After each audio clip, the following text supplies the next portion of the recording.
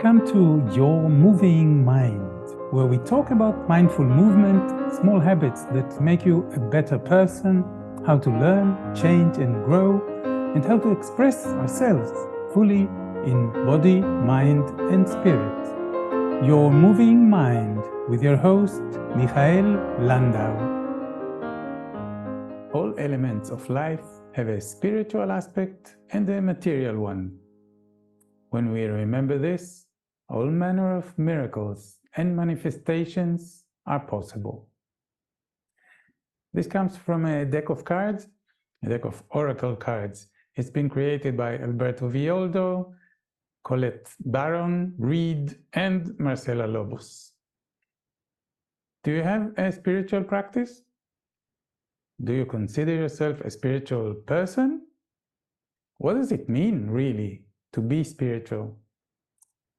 I've been quite concrete my whole life. I understand things, I understand ideas if they become concrete in my mind, if they have some relevance to real life.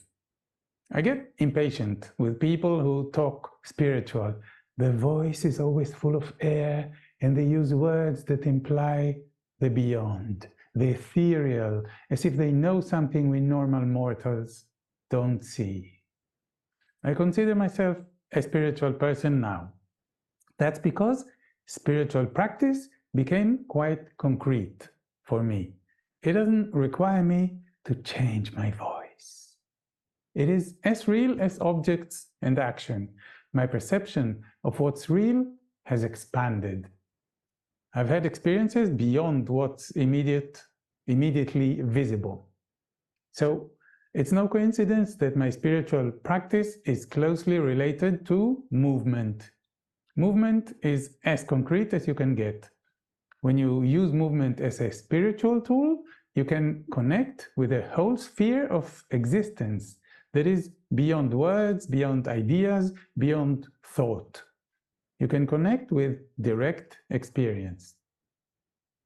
Many spiritual paths teach you to calm your mind, to step out of it, to go beyond thought and connect with direct experience.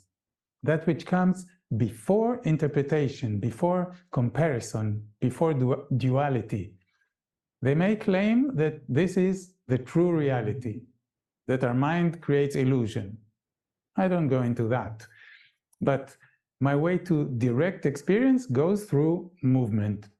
When I manage to really perceive myself in movement, not my body as an object, but my body as me. Not movement as an action with a goal, but movement as the essence of life. Let go of observing myself as an external object and fully inhabit my experience.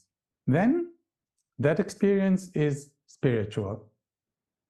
Some spiritual teachings, especially the modern religions, try to eliminate the body, as if the body is an obstacle on the way to enlightenment. I don't buy that. The body is my way into spirit. Mindful movement, as I understand it and try to practice it and teach it, is a spiritual practice that includes the body. It includes my whole self. This is how I teach too. Feldenkrais classes appear to be movement classes. My instructions seem to refer to body parts and specific action, but they always include presence.